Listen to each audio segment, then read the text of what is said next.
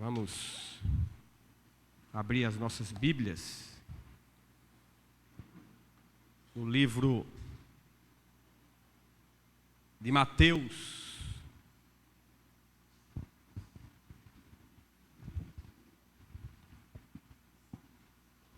no capítulo 16.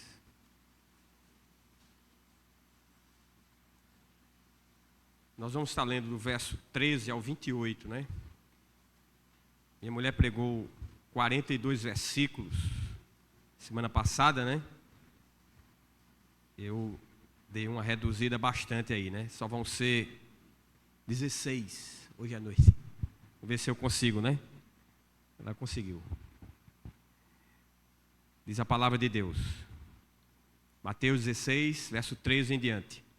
Indo Jesus para os lados de Cesareia de Filipe, perguntou a seus discípulos: quem diz o povo ser o Filho do Homem?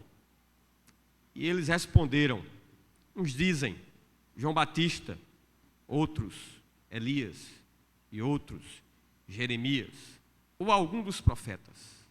Mas vós, continuou ele, quem dizeis que eu sou? Respondendo Simão Pedro, disse: tu és o Cristo, Filho do Deus vivo. Então Jesus lhe afirmou: bem-aventurado és, Simão Barjonas, porque não foi carne e sangue que te revelaram, mas meu Pai que está nos céus. Também eu te digo que tu és Pedro, e sobre esta pedra edificarei a minha igreja, e as portas do inferno não prevalecerão contra ela. Dar-te-ei as chaves do reino dos céus. O que ligares na terra terá sido ligado nos céus, e o que desligares na terra terá sido desligado nos céus. Então advertiu os discípulos de que a ninguém dissessem ser ele o Cristo. Desde esse tempo começou Jesus Cristo a mostrar a seus discípulos que ele era necessário seguir para Jerusalém e sofrer muitas coisas dos anciãos, dos principais sacerdotes e dos escribas, ser morto e ressuscitado no terceiro dia. E Pedro, chamando-o à parte, começou a reprová-lo, dizendo: tem compaixão de ti, Senhor, isso de modo algum te acontecerá. Mas Jesus, voltando-se, disse a Pedro: arreda, Satanás, tu és para mim pedra de tropeço, porque tu não cogitas das coisas de Deus, e sim das dos homens. Então disse Jesus a seus discípulos: se alguém quer vir a mim, a si mesmo se negue, tome a sua cruz e siga-me. Porquanto quem quiser salvar a sua vida, perdê-la-á, e quem perder a vida por minha causa, achá-la-á. Pois que aproveitará o homem se ganhar o mundo inteiro e perder a sua alma? O que dará o homem em troca da sua alma? Porque o Filho do Homem há de vir na glória de seu Pai, com os seus anjos, e então retribuirá cada um conforme as suas obras. Em verdade vos digo que alguns há dos que aqui se encontram, que de maneira nenhuma passarão pela morte, até que vejam vir o Filho do Homem no seu reino. Deus abençoe. Poder sentar os irmãos. Peço que a sua Bíblia fique aberta nesse texto, para nós meditarmos um pouco nas Escrituras Sagradas nessa noite. Irmão, Jesus aqui já estava, caminhando para a sua fase final do seu ministério terreno, Esse discurso não foi à toa. Essa ministração que Jesus ali trouxe aos seus apóstolos. E Jesus, já era bem conhecido, e já era muito famoso, e multidões acorriam ao seu encontro, E ele tinha poucos momentos para ficar a sós com os seus discípulos. E esse momento foi um deles, mesmo em toda essa pressão que Jesus estava vivendo ao longo dos últimos... O ministério de Jesus durou 3 anos, né? Mas nessa reta final, quando ele já era muito conhecido, era uma figura muito famosa, né? E muito conhecida e muito procurada nas terras de Israel. Por uma razão simples, né? Jesus tinha a palavra, Jesus tinha a cura para as enfermidades, para as mazelas do povo, né? Imagina, né, se hoje, com toda a tecnologia que nós já temos, né, as pessoas ainda são carentes, procuram, né, a cura para suas mazelas, para suas enfermidades. Imaginem naquela época. E Jesus aqui se encontrava em Cesareia de Filipe, né? Essa região ficava no extremo norte da terra de Canaã, ficava localizada na costa, era uma localidade bem distante. E é nesse ambiente que Jesus empreende essa conversa com os seus discípulos, né? Agora visando prepará-los para aquilo que viria, né? Que era o sofrimento, a morte e o martírio de Jesus. Interessante, né, que nos versos 13 e 14, ele procura saber dos discípulos, né? Jesus se interessa em saber qual era a opinião das pessoas que não fazia parte do seu círculo mais próximo, tinham a respeito dele. E o texto sagrado, né, diz, olha, que diz ser o povo, né? Quem diz ser o povo, o filho do homem? E os discípulos responderam a Jesus. Uns dizem João Batista, outro Elias, e outro Jeremias, e outro algum dos profetas. A primeira coisa que me chama a atenção aqui nesse texto é que Jesus, ele não se apresenta como sendo filho de Deus, né? Como sendo o Messias, como sendo o Cristo. Ele aqui se apresenta, né?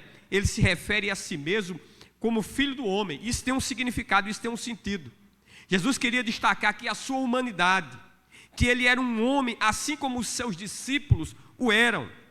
Muito embora, né, ele fosse divino, ele fosse o Filho de Deus. Outra coisa que Jesus queria demonstrar aqui era a sua humildade. Sendo ele Deus, inclusive o texto que o pastor abriu aqui, o culto nessa noite, mostra claramente isso, o texto lá de Filipenses capítulo 2, quando mostra que ele se despiu, né, da sua glória e se revestiu de humanidade quando se tornou homem. E o texto, Jesus quer demonstrar aqui a sua humildade por ter se despido da sua glória e agora se manifestando na figura de um simples ser humano, de um simples homem. Geralmente, né, eu não esqueço, eu fui para uma conferência, né, aí tinha aqui na nossa igreja não tem bispo, né, nem tem apóstolo ainda, né, eu espero que não, né, eu espero que fique só em pastor mesmo. Mas nessa denominação, né, tem a figura do bispo. E o bispo é aquela figura que se sobressai, né, acima de todos os demais pastores. E tinha o nome dele, aí não sei lá porque cargas d'água, né, colocaram pastor fulano de tal. Aí ele riscou o nome pastor e botou embaixo escrito, né, com caneta, bispo. Eu digo, mas o ser humano é complexo. O ser humano é muito complexo, né? Nós queremos, nós gostamos de impressionar as pessoas, muitas vezes com os nossos títulos, né? Com a nossa posição, com o nosso cargo. Jesus vai justamente no caminho contrário. Ele se apresenta como filho do homem, né? Se identificando com os seus discípulos e demonstrando a sua humanidade, mesmo sendo Deus, né? E demonstra aqui a sua humildade, né? Ele não deu carteirada, né, como muitas pessoas fazem, né, infelizmente no nosso meio, lamentavelmente até no meio cristão. Jesus estava interessado em saber a opinião das pessoas acerca dele, né? A opinião, e de certa forma aqui, a opinião do povo demonstra, né, a visão mística das suas crenças que as pessoas tinham de Jesus. Perceba bem que eles comparam Jesus com João Batista, com Elias, com Jeremias, ou algum dos profetas. Na cabeça deles, era possível, na teologia deles, alguém voltar a viver no corpo de uma outra pessoa.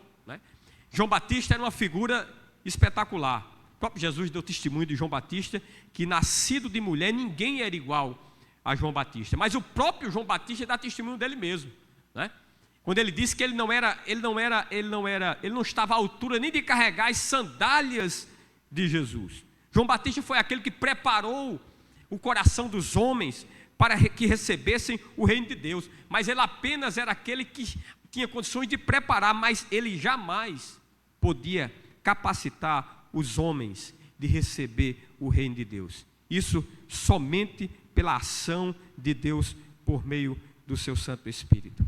Elias era outra figura extraordinária, uma figura que era conhecida pela sua vida de oração. Deus usou ele em muitas ações sobrenaturais. Quem não lembra, ali, quando ele chegou ali na casa daquela viúva em Serepta, não tinha pão, não tinha azeite, aquela mulher não estava desprovida de tudo, aquela seca que já durava anos, e ele ali fez com que não faltasse o azeite, nem faltasse a farinha na casa daquela mulher, enquanto ele estivesse presente, enquanto não chovesse, E passado alguns dias, o filho daquela mulher morre, e Deus usa Elias para ressuscitar o filho daquela viúva. Mas o ministério de Elias estava marcado pelo sangue, Quem não lembra, que ele mandou matar os 400 profetas de Baal. As mãos de Jesus não estavam marcadas, pelo sangue humano, muito pelo contrário, logo mais as suas próprias mãos estariam marcadas com o seu próprio sangue. Havia uma grande diferença entre Jesus e João Batista, entre Jesus e Elias, e entre Jesus e o próprio Jeremias, que era um grande profeta, que anunciou, que prenunciou a nova aliança. Contudo, Cristo, com o seu próprio sacrifício, iria estabelecer uma nova aliança. Moisés, se referindo a Jesus, ele disse que depois dele, Deus levantaria um profeta, que todas as pessoas deveriam segui-lo, seria o profeta, e não um dos profetas, como o povo estava caracterizando Jesus. Ou é João Batista, ou é Elias, ou é Jeremias, ou é um dos profetas, mas Jesus não era um dos profetas. Jesus foi o último, nesse sentido, o último profeta, seria o profeta que viria de vir ao mundo. Ainda hoje, o mundo tem uma visão distorcida acerca de quem é Jesus. O islamismo vai dizer que Jesus é um profeta, do naipe de Noé, de Abraão, ou mesmo de Moisés. O judaísmo rejeita Jesus, não o considera como sendo Deus, como sendo mediador de Deus, como sendo parte de uma trindade, não aceita como Messias, acha que ele não se encaixa nas profecias messiânicas, acha que ele não tem qualificações pessoais para se denominar o Messias. Para os hindus, Jesus é um avatar, Eles veem semelhança entre os ensinamentos de Jesus e o hinduísmo.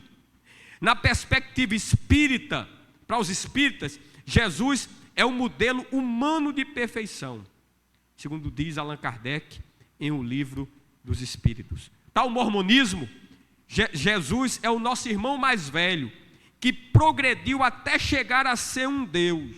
Olha mesmo o que o mormonismo crê. Para os testemunhos de Jeová, Jesus é apenas um Deus criado, inferior ao Pai. Essa é a visão do mundo, das pessoas que não conhecem a Cristo. Mas Jesus, não estava interessado apenas em saber o que as pessoas do mundo, o que o povo, afirmava que ele era. Ele estava também interessado na opinião dos discípulos. a partir do verso 15, né? No verso 15 ele vai dizer: mas vós, continuou ele, quem dizeis que eu sou? Né? Quem é Jesus para nós, que somos seus seguidores? E vocês, o que dizem de mim? Pedro, né? Sempre aquele que tomava a frente, que era um tipo de porta-voz dos apóstolos, né? Ali, teria que ser Pedro, né? Não poderia ser outro. Responde no verso 16: tu és o Cristo, o Filho do Deus vivo. A resposta, ela é curta, mas é uma resposta abrangente. Percebam bem, aqui nós temos, né, uma confissão de que o nosso Deus é o Deus verdadeiro, é o Deus vivo, né? Em contraposição aos ídolos desse mundo, que são deuses mortos, ídolos mortos. Aqui temos uma confissão de quem foi enviado por esse Deus, o Messias, o Cristo. Tu és o Cristo, o Filho do Deus vivo. O povo achava que ele era algum dos profetas, mas seus discípulos o reconheciam como sendo o profeta, o ungido, o Cristo, o verdadeiro Messias prometido. Pedro aqui também estava afirmando acerca da divindade de Jesus, pois se Cristo é Filho do Deus vivo, ele tem a mesma natureza do Pai. Jesus, no verso 17, diz: bem-aventurado és, Simão Bar-Jonas, porque não foi carne e sangue que te revelaram, mas meu Pai que está nos céus. Jesus aqui, ele relembra a origem humilde de Pedro, a simplicidade de sua família, a sua origem, de onde ele saiu. Bar-Jonas, alguns acreditam que significa o filho de uma pomba. Ele faz lembrar, né, de onde Pedro, de que rocha ele foi extraído, que foi a graça divina que o diferenciou. Jesus chama Pedro de bem-aventurado. Irmãos, todos nós que conhecemos a Jesus, nós somos bem-aventurados. Sabe por quê? Porque nós temos o conhecimento correto de quem é Jesus. Aqui não tem essa cultura, né? Minha mulher até detesta isso. Alguém olhar para você, né, ao lado assim e dizer: você é um bem-aventurado. Mas é mesmo. Nós somos bem-aventurados. Não é porque temos, né, o nome, fazemos parte de uma família tradicional. Não é porque temos, né, alguma posição destacada na sociedade. Não é porque estamos com a nossa conta bancária abarrotada. Né? Não é porque temos segurança financeira. Não, irmãos. Nós somos bem-aventurados porque Deus se revelou para nós. Isso deveria nos bastar. Isso deveria nos encher, nos preencher, nos trazer plena satisfação. Eu vejo tanto crente insatisfeito, inquieto, ansioso, né? Insatisfeito, porque lhe falta alguma coisa, porque ele não galgou algum posto, não alcançou alguma posição. Não, a posição que você está, por conhecer a Cristo, né? Nem o homem mais poderoso do mundo, pensa aí, presidente americano, John Biden, ou o ditador chinês, o Xi Jinping, esses homens, irmãos, eles não são bem-aventurados. Sabe por quê? Porque eles não conhecem a Cristo e porque Deus não se revelou para eles.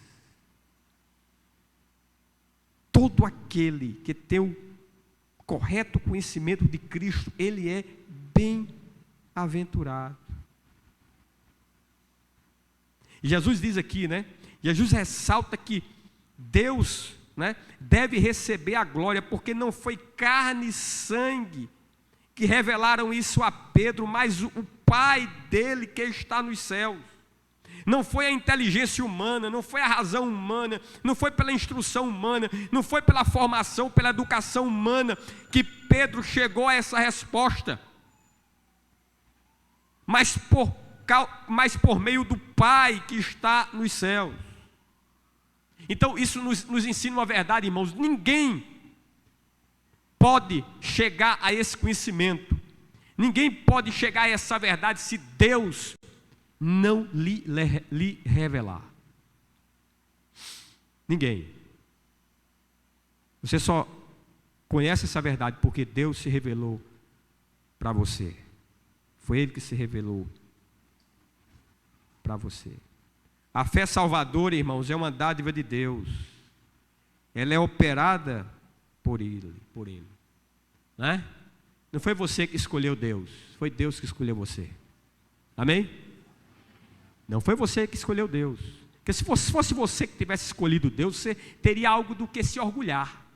Não, eu escolhi a Deus. Você jamais se inclinaria para escolher a Deus. Sabe o que você escolheria? Você mesmo. Satisfazer o seu ego, os seus desejos, os seus prazeres. Seguir o seu próprio caminho, a sua própria trajetória. Não, foi Deus que lhe trouxe, foi Deus que se revelou para você, foi Deus que lhe arrastou. Isso é motivo de darmos glórias, irmãos. É por isso que nós somos bem-aventurados, porque Deus se revelou a nós. No verso 18, na parte A, diz o seguinte: também eu te digo que tu és Pedro, e sobre esta pedra edificarei a minha igreja. O catolicismo romano, irmãos, afirma que Pedro é a pedra pela qual a igreja está o quê? Fundada. Mas nós vamos ver que não é bem assim. Se nós tivéssemos fundado na pedra chamada Pedro, nós já tínhamos naufragado e afundado há muito tempo. Há muito tempo. O nome próprio Pedro, significa literalmente um pedacinho, um desmembramento menor de um rochedo maciço. Portanto, o que Jesus disse a Pedro aqui, vou aqui, né, parafrasear, foi basicamente isso: eu também te digo que tu és um fragmento de pedra, mas sobre esta pedra que sou eu, da qual tu és um pedaço, edificarei a minha igreja. Viu o trocadilho aí? Pedro, tu és pedra. Sobre esta pedra, sobre ele, sobre Cristo, edificarei a minha igreja. Não foi sobre Pedro, né? O próprio Pedro vai dizer isso. Se a turma, quem está aí na frente, a equipe aí, será que dá para botar aí? 1 Pedro, capítulo 2, verso 4 a 7. Estou na revista atualizada. Atualizada, né? 1 Pedro 2, 4 a 7. Que diz o seguinte: isso é Pedro escrevendo, isso é uma das cartas do apóstolo Pedro. Está aí. Chegando-vos para ele, a pedra que vive, rejeitada assim pelos homens, mas para com Deus eleita e preciosa, também vós mesmos, como pedras que vivem, sois edificados casa espiritual, para seres sacerdócio santo, a fim de oferecer sacrifícios espirituais agradáveis a Deus, por intermédio de Jesus Cristo. Pois isso está na Escritura: eis que ponho em Sião uma pedra, o que, irmãos? Angular, eleita e preciosa, e quem nela crê não será o que? De modo algum envergonhado. Para vós outros, portanto os que credes, é a preciosidade, mas para os descrentes, a pedra que os construtores rejeitaram. Esse veio a ser a principal pedra angular. Pedro está dizendo que quem é a pedra angular aqui? A principal pedra. Quem? Cristo.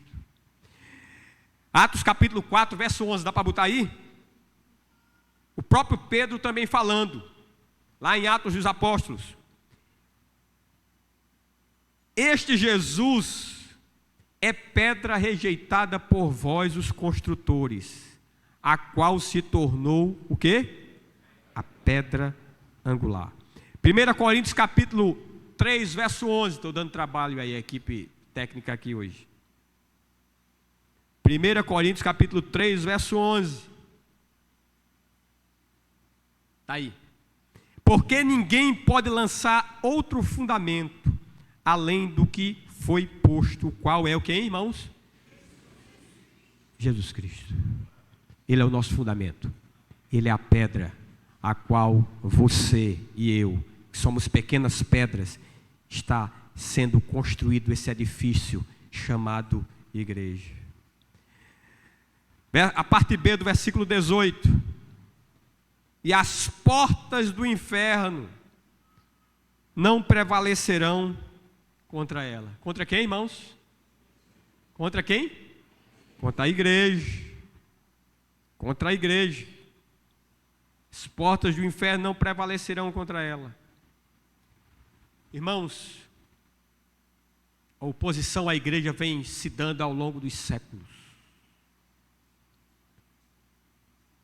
Começou ali com aquele diácono, agora esqueci o nome, foi martirizado, Estevão. O negócio é ter universitários aqui. Disse ao pastor que não escalasse reserva não, só os titulares aí. Começou ali com Estevão, irmãos, e continua até hoje. Continua até hoje. A luta contra a igreja se dá em oposição, se dá pela oposição às verdades do Evangelho, pela corrupção dessas verdades e pela perseguição aos cristãos. Quando o diabo não pode perseguir, ele tenta, ele se opõe às verdades do Evangelho, né? Ele usa as seitas para corromper essa verdade. Você vê agora na consciência cristã, né, a oposição ideológica que se levantou contra a consciência cristã, né? Pervertendo ali, distorcendo uma palavra. Aquilo ali é uma maneira, né? Aqui, uma maneira mais sutil. Nós não estamos no nível ainda da Coreia do Norte, lá de Cuba, da China, desses países de maioria muçulmana, que é uma oposição aberta à igreja. Mas há um certo tipo de oposição, né, que está crescendo em nosso ambiente cultural. A declaração de Jesus nos garante que os inimigos da igreja não conseguirão vencê-la. Sempre haverá um remanescente fiel. Você imagina, irmãos, durante a Idade Média, se você olhasse, você não viria, você não ia identificar a igreja. É como se a igreja tivesse sumido. Sumiu? Não. Ela estava presente, sempre haverá um remanescente fiel, né? Você vai ver um John Hus, antes dos grandes reformadores do século XVI, como Martinho Lutero, Calvino e outros tantos, né? Mas você já vê o John Wycliffe, o Savonarola e outros tantos que se levantaram antes para contradizer o engano, a perversão da verdade que estava sendo executada pela Igreja Católica Romana. Mas ali a igreja estava presente. E ainda hoje, né, por mais que em alguma região, por exemplo, na Coreia do Norte, né, eu nunca visitei, mas espero visitar um dia lá, tem um Museu dos Mártires, em Coreia do Norte não, na Coreia do Sul, né? Era ali no início do século XX, antes do Japão invadir a Coreia, que não existia Coreia do Norte nem Coreia do Sul, estava havendo ali um grande florescimento do Evangelho. E milhares de crentes foram massacrados pelos japoneses. Tem esse museu lá, né? Uma viagem boa para você fazer. Conhecer lá esse museu na Coreia do Sul, né? Melhor do que ir para Orlando, ir para aqueles parques lá da Disney, dar dinheiro, né, a quem está se opondo ao Evangelho. Lá tem a história desses mártires que foram mortos. Hoje, será que existe um remanescente fiel na Coreia do Norte hoje? Existe, irmãos. Muitas vezes estão lá dentro dos campos de concentração da Coreia do Norte. As portas do inferno não irão prevalecer, né, contra a igreja do Senhor. Verso 19: dar-te-ei as chaves do reino dos céus, o que ligares na terra terá sido ligado nos céus, e o que desligares na terra terá sido desligado nos céus, né? A ideia do ambiente cultural que nós temos aí é que Pedro tem as chaves dos céus, né? Será que é isso mesmo? As pessoas oram até para São Pedro, né? Aí já ampliam a heresia, né? Para que mande chuva, né? Já que ele tem as chaves dos céus.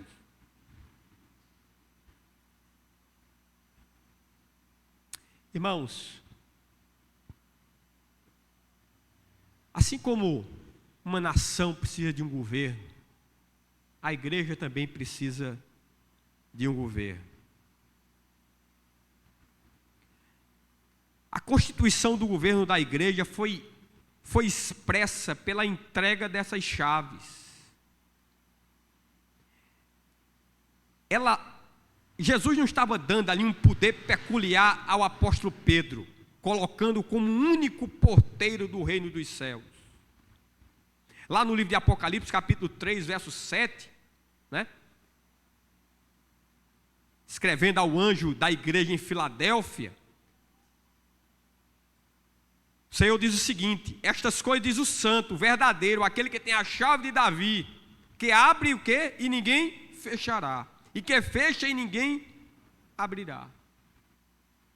Naquele momento histórico ali, onde a igreja estava sendo fundada, essa autoridade, ela foi delegada aos apóstolos, mas ela foi transmitida aos pastores e aos oficiais da igreja ao longo dos séculos. Isso se dá na prática, por exemplo, né, na questão da disciplina da igreja. A igreja tem autoridade, né, de aplicar até a excomunhão, até fechar a porta, né, dos céus para o crente impenitente que não quer se submeter à disciplina na igreja, que se rebela contra a palavra, contra Cristo. A autoridade da igreja, nesse aspecto, nesse sentido, né, tem o poder de trazer a excomunhão, né, de alguém. É nesse sentido que nós temos que entender esse texto.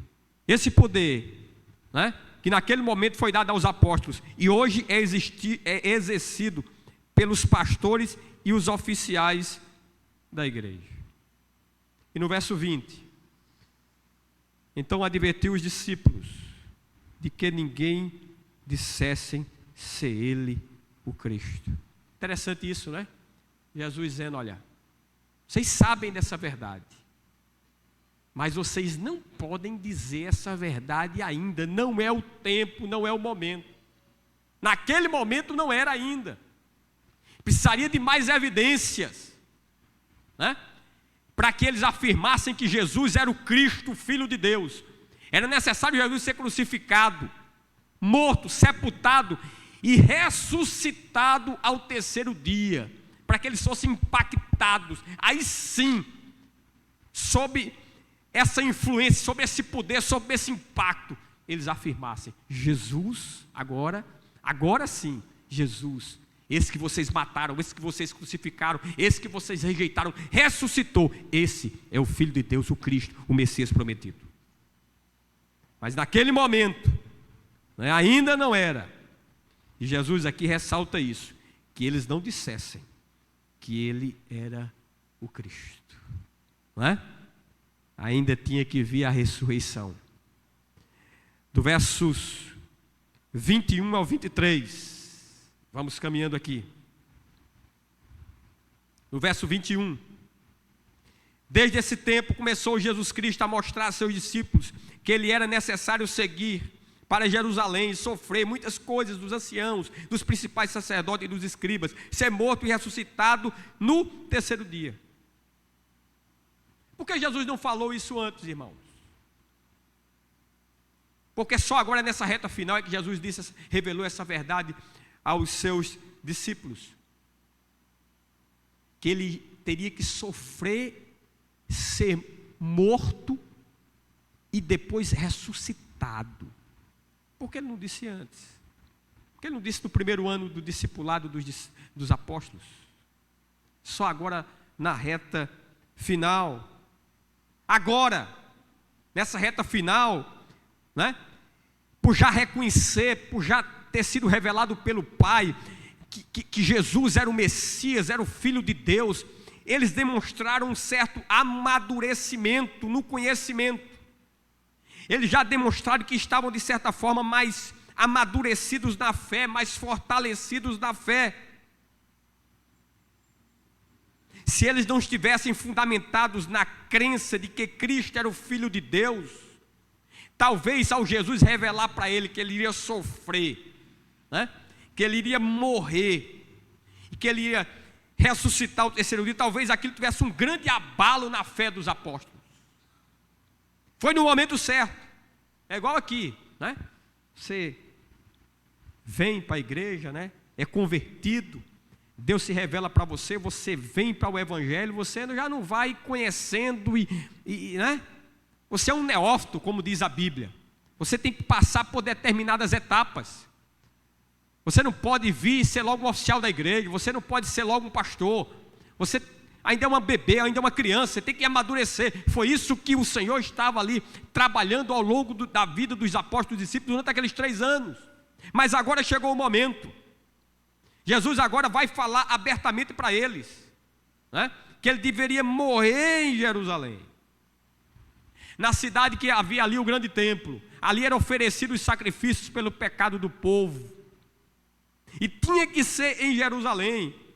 Ali deveria morrer o maior de todos os sacrifícios. Que Jesus teria que padecer na mão dos anciãos, dos principais sacerdotes e profetas. Aqueles homens que constituíam o grande sinédrio, que era a instituição que comandava a nação de Israel política e religiosamente. Jesus informa que, apesar de todo esse sofrimento, haveria um final feliz, porque ele ressuscitaria no terceiro dia.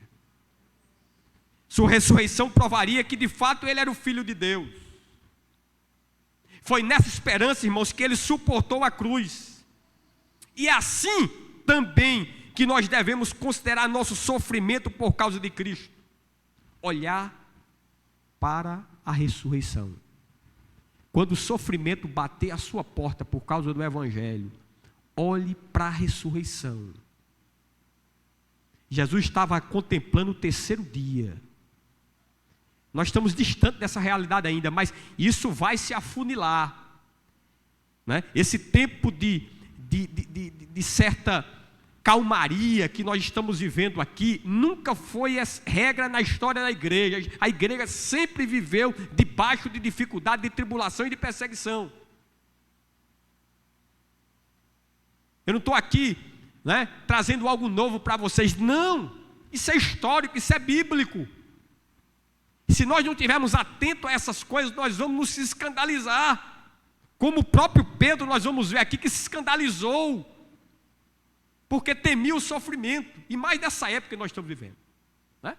Dentro desses nossos arraiais evangélicos, que só pregam prosperidade, só pregam vitória, só pregam conquista, só pregam que o crente vai desfrutar do melhor dessa terra, só pregam paraíso na terra, irmão. Quando essa realidade bater a porta, eu fico pensando, o que será desses crentes? Eles vão dizer, os pastores mentiram para mim, a Bíblia é uma grande farsa. Não foi a Bíblia que mentiu para você, foram esses falsos mestres. E você se deixou levar por isso. Sabe por quê? Porque no fundo você quer essas coisas. Você quer desfrutar do mundo? E no final, quando estiver bem velhinho, lá pelos 99 anos, você morre como um passarinho. É assim que muitos crentes querem, né? Viver com vitalidade até como Moisés, até os 120 anos, Senhor. Subir aquele monte e lá tu me levar. Não. Quantos Moisés nós tivemos na Bíblia assim? Só tivemos ele, viu? Arão parece que também foi assim, né?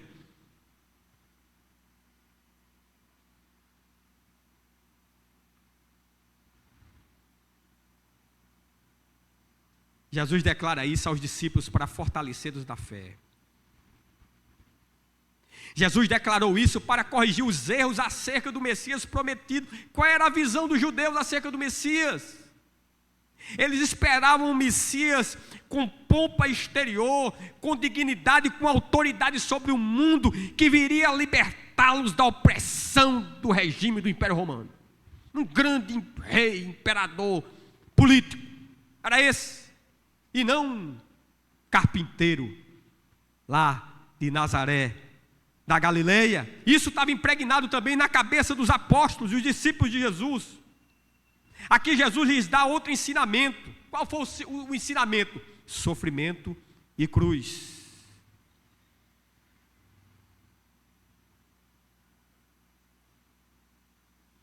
Irmãos, nós que seguimos Jesus, nós devemos ser informados que nós não devemos esperar muitas coisas boas desse mundo. Se ele sofreu muitas coisas, os discípulos não podiam deixar de sofrer também. E no verso 22, diz o seguinte: e Pedro, chamando-o à parte, começou a reprová-lo, dizendo: tem compaixão de ti, Senhor, isso de modo algum te acontecerá.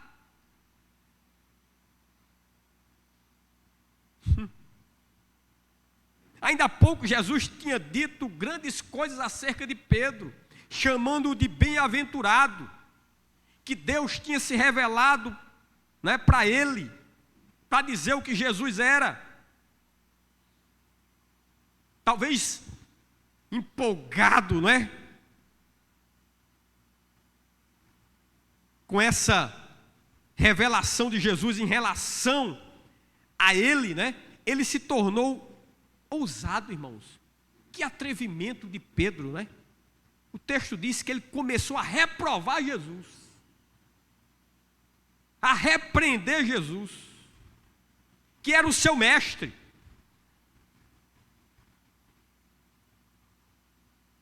Ele que deveria conservar um espírito humilde, depois daquele grande estímulo, né? De certa forma, ele, como sendo ali o mais destacado dos apóstolos, aquele sempre que se colocava à frente, Jesus chamou de bem-aventurado. Mas como é difícil, irmãos, nós recebemos algum tipo de elogio e não sermos contaminados por isso. Você deve temer mais os elogios do que as críticas. Você deve temer mais os elogios do que as críticas. Muitas vezes as críticas lhe torna mais vigilante, lhe faz crescer. E os elogios faz você inchar o coração e começar a pensar, se achar que é alguma coisa. Nós não somos nada, irmão. Nós não somos nada. Não era apropriado para Pedro confrontar Jesus, reprovar Jesus, repreender Jesus.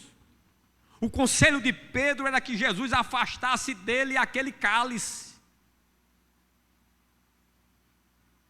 Esse era o conselho de Pedro. Num total desconhecimento de qual era a vocação de Jesus. Jesus, né, se dispôs para enfrentar a cruz. Pedro, de certa forma, estava corroborando com as tentações do diabo que Jesus tinha tido lá no deserto. Na visão de Pedro, Cristo e sofrimento eram duas realidades irreconciliáveis. Talvez ele achasse que Jesus temia o sofrimento o quanto o próprio Pedro temia. Depois ele vai demonstrar esse temor dele quando ele nega Jesus por 3 vezes. O teólogo Bethel Henry, ele diz o seguinte, presta atenção quando ele diz: quando a vontade de Deus é contrária a nós, devemos silenciosamente concordar com a vontade divina e não ser contrária a ela. Eu vou repetir. Quando a vontade de Deus é contrária à nossa vontade, vou parafrasear aqui, devemos silenciosamente concordar com a vontade divina e não ser contrário a ela. A vontade de Deus ali contrariava a vontade de Pedro. Pedro não queria o sofrimento, mas Jesus, ele teria que passar por esse sofrimento, ele teria que enfrentar esse sofrimento, era necessário ele enfrentar esse sofrimento. No verso 23, mas Jesus, voltando-se, disse a Pedro: arreda Satanás, tu és para mim pedra de tropeço, porque não cogitas das coisas de Deus, e sim das dos homens. É por isso que eu disse ainda agora há pouco, né? Se a igreja tivesse fundamentada sobre Pedro, ela estaria fundamentada sobre a areia movediça. Uma hora, né, tinha uma certa segurança: tu és o Cristo, o Filho do Deus vivo. 10. Que é isso, Senhor? Tem piedade de ti, tu não vai passar por isso não. 0. Olha, né? A montanha russa, vai lá em cima, é todo ser humano, irmão. Alguém já disse que todo gigante tem pé de barro. Todo ser humano. Não tem. E a Bíblia conta, né?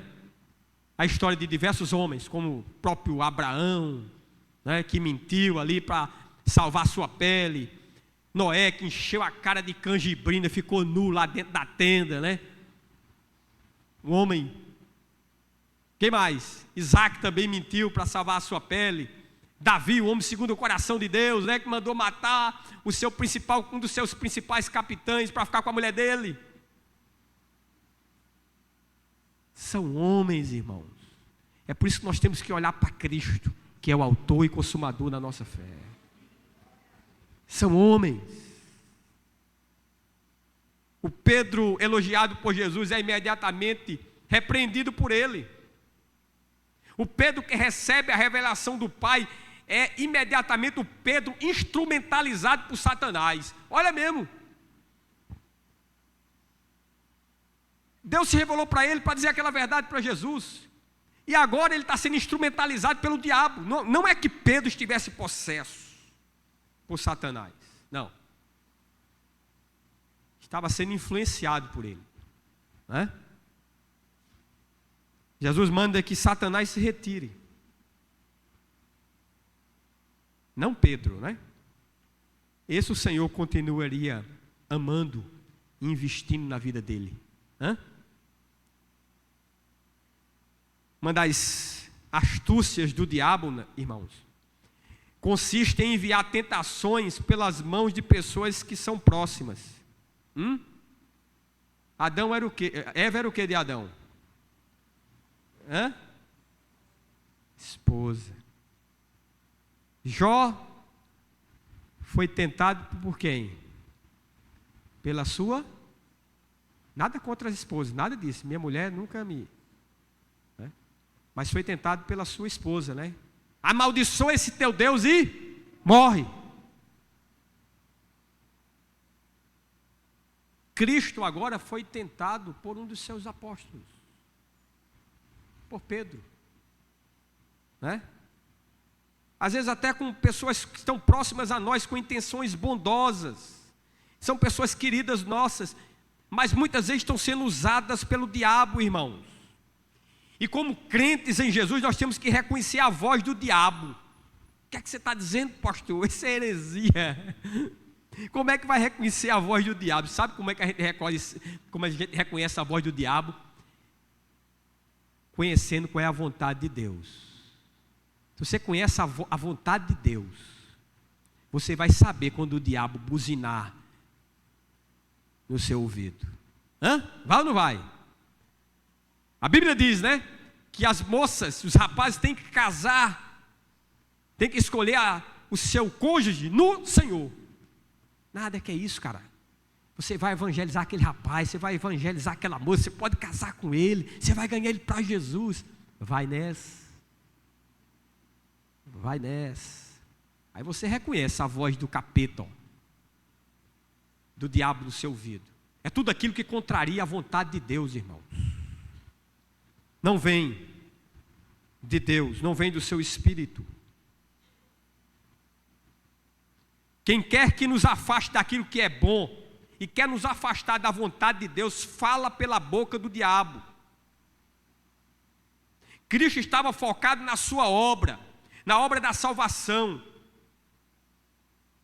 E ele achou ruim, ele não gostou de ser aconselhado a não cumprir a parte mais difícil da sua missão, que era a cruz, irmão. Era a parte mais difícil. Lembra da sua oração lá no Getsêmani? Senhor, se possível, afasta de mim esse cálice, mas não seja feita a minha vontade, mas a tua. Pedro aqui estava aconselhando ele a se afastar desse cálice, e ele repreende a Pedro, porque ele sabia qual era a sua missão. Jesus preferia a nossa salvação ao seu próprio conforto, à sua própria segurança. Amém? Jesus preferiu a nossa salvação do que o seu próprio conforto, do que a sua própria segurança. Ele veio ao mundo não para ser poupado, como recomendava Pedro, mas para se deixar gastar em nosso benefício.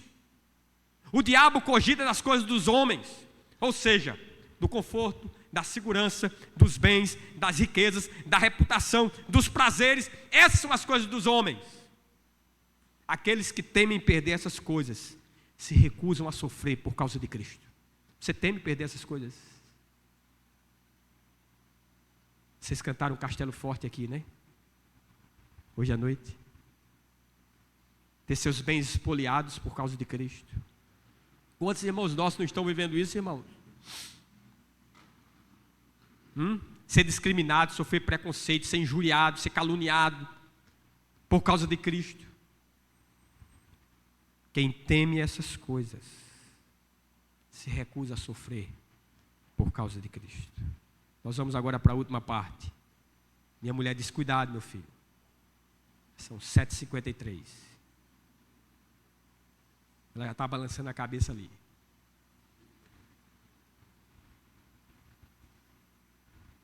Pode terminar? Amém? Termina aqui.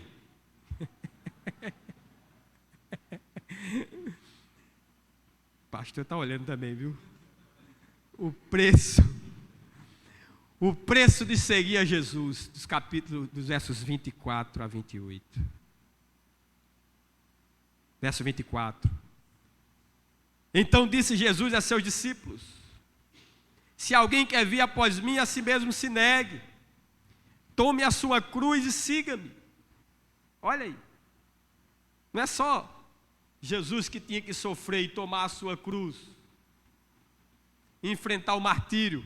Ele chama os seus discípulos também, para que sigam e tenham a mesma atitude. Jesus está dizendo aqui que os seus discípulos deveriam sofrer. Aí tem igreja que bota aí, diz o que, irmãos? Aí os crentes, é claro, quem é que quer sofrer? Quem é que é hipócrita e vai dizer que quer sofrer? Nós não queremos, irmão. Eu não quero, você não quer, mas Deus quer. E ai de nós se não fosse o sofrimento que Deus impõe às nossas vidas. Ela serve muitas vezes para nos lapidar, para nos moldar. Trabalha em nós para nos tornar crentes melhores.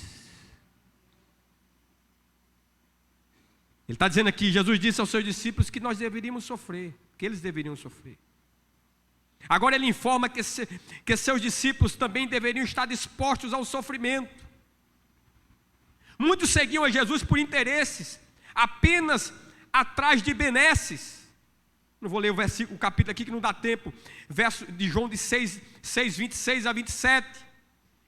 Eles já queriam declarar Jesus como sendo rei. Jesus disse: vocês estão me procurando pela motivação errada, vocês estão me procurando pela comida que perece, vocês têm que me procurar pela comida que vai permanecer por toda a eternidade. Jesus, o que é que Jesus requer de nós, irmãos? Ele diz, em primeiro lugar, a si mesmo se negue. Pedro aconselhou Jesus a se compadecer de si mesmo. Tem compaixão de ti, Senhor. Mas Cristo foi no caminho contrário. Seus discípulos não deveriam se compadecer de si mesmos, mas deveriam negar-se a si mesmos. Eles deveriam seguir o mesmo exemplo de Jesus. Aí tem também não vou ler, Filipenses capítulo 2, versos 5 e 8, Jesus ali se esvaziando completamente. Para ser admitido na escola de Cristo, a primeira lição a ser aprendida, irmãos, consiste em renunciar a si mesmo. Como é difícil, irmãos, renunciarmos a nós mesmos, renunciar à nossa vontade, renunciar aos nossos próprios interesses, à nossa própria satisfação, ao nosso ego. É isso que Deus nos chama, irmãos. Renunciarmos a nós mesmos, nos dedicando a Cristo, à sua vontade, aos interesses dele nesse mundo. Aquela moça esteve aqui, irmãos, semana passada, foi isso mesmo, ela deu seu testemunho, uma moça que teria tudo para ser bem sucedida, várias graduações, falando várias línguas, já morou fora do país, poderia morar num país estrangeiro, ela abre mão de tudo, para uma incerteza, para viver de ofertas, ir para um país estranho por causa de Cristo. Essa moça entendeu o que é negar-se a si mesmo. Essa moça entendeu o que é negar-se a si mesmo. Nós devemos renunciar a nós mesmos pelos nossos irmãos. Irmão, você nunca vai me ver de bermuda aqui em Campina Grande. Talvez você for lá na praia. Mas seu pastor é legalista, não usa bermuda. Mas, irmãos, eu trabalho numa instituição que eu sei que tem denominação aqui em Campina, que se me ver de bermuda na rua vai se escandalizar. A minha mulher disse: você é um legalista. Não. Ela vai me pegar quando chegar em casa. Não, irmãos. Eu sei que a Bíblia não proíbe tomar uma taça de vinho. Não é? A Bíblia proíbe você ser dominado pelo vinho, condena a embriaguez. Esses dias minha mulher disse que foi para um local, chegou lá o pastor, né? Ainda bem que ele não viu ela. É isso. Aí ele pediu uma taça de chopp, daqui a pouco lá vinha um garçom, aquela taça de chopp.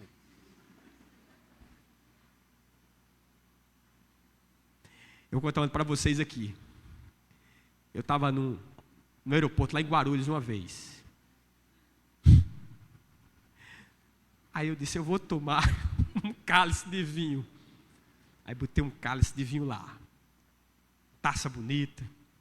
Mas, rapaz, só deu tempo de eu tomar esse cálice. Chegou lá uns irmãos: pastor, a paz do Senhor. Irmão, se eu tivesse sabido, eu estava em outra cidade, em São Paulo. O que é que o senhor está fazendo aqui? Tomando um vinho.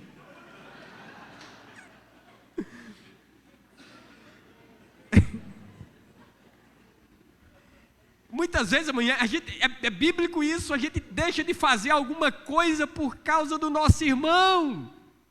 Abrimos mão da nossa liberdade por causa do nosso irmãozinho que ainda não tem a maturidade, né, para ver determinadas coisas. Isso é negar-se a si mesmo. Já me perdi aqui.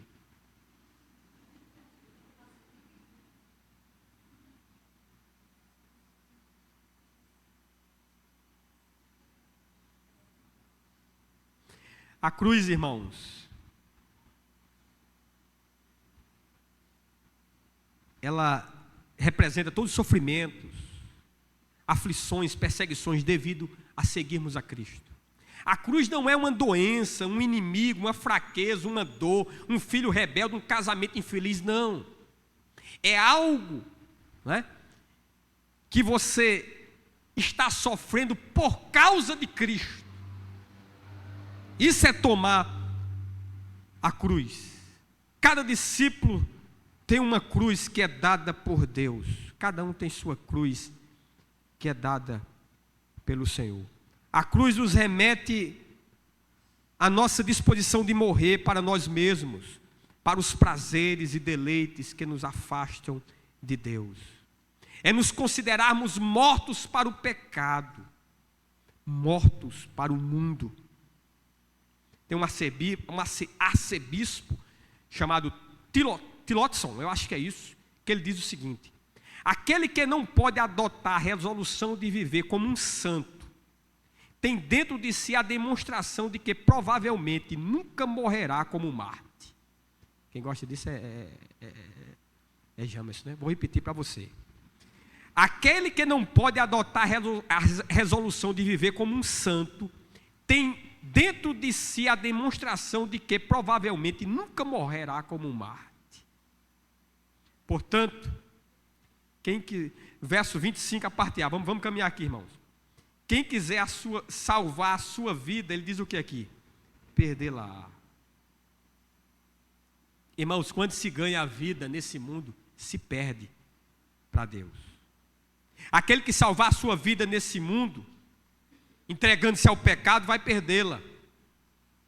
Para muitos, salvar a vida é desfrutar dos prazeres que esse mundo oferece. É buscar a felicidade a todo custo. É viver mergulhado numa cultura de prazer.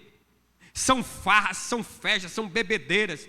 Como dizem aí, sexos, drogas e rock and roll. É viver a filosofia de Zeca Pagodinho, né? Qual é a filosofia? Deixa a vida me levar. Satanás promete glória, alegria, felicidade, mas no fim termina em dor, sofrimento e morte.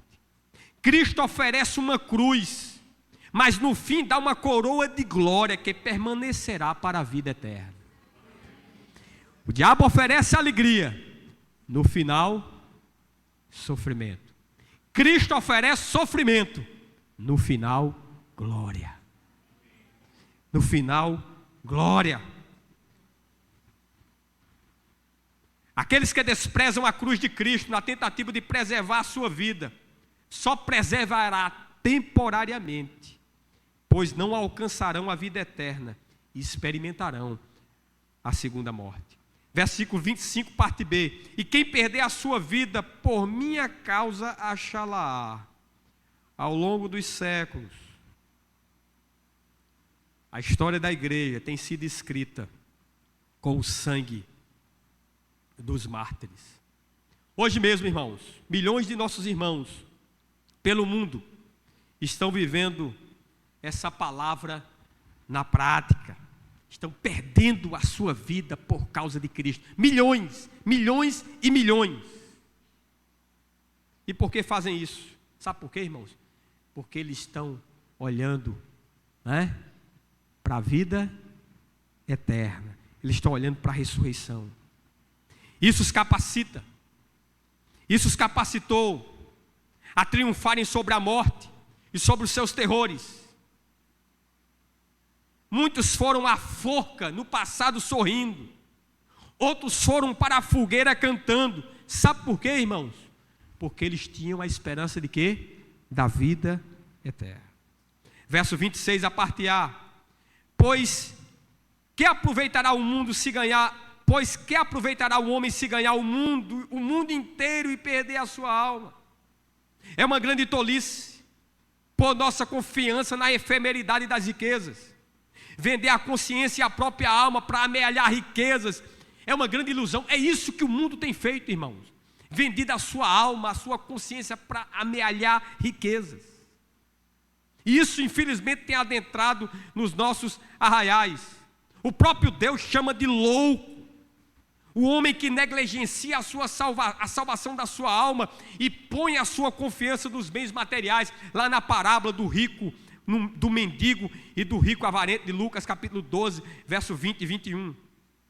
Verso 26, a parte B diz: o que dará o homem em troca da sua alma?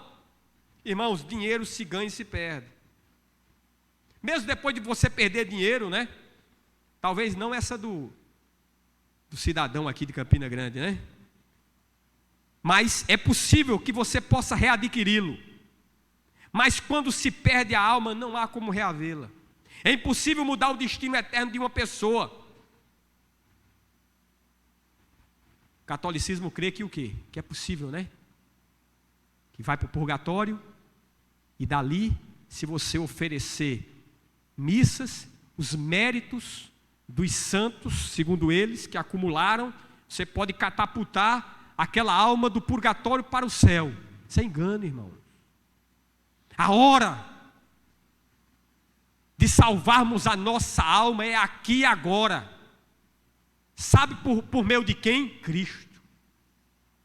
Depois da morte, o quê?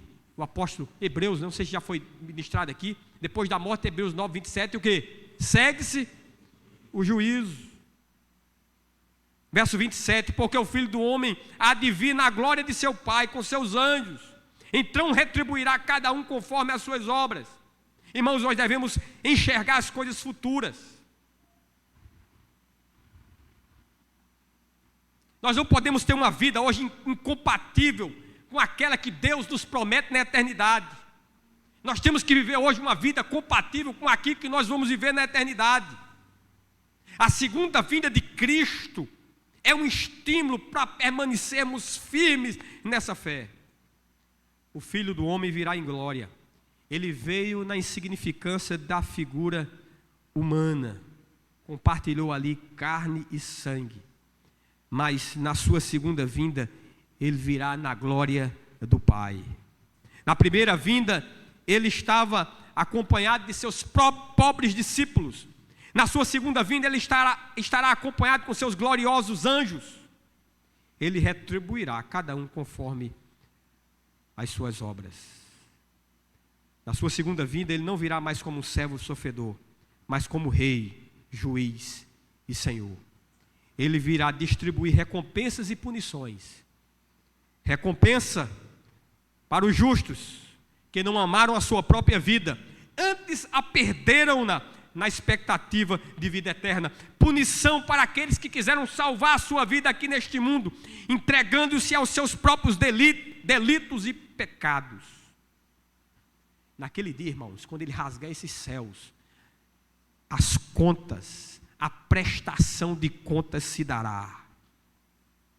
No verso 28, para encerrar: em verdade vos digo, que há dos que aqui se encontram, que de maneira alguma passarão pela morte sem que vejam vir o Filho do Homem no seu reino.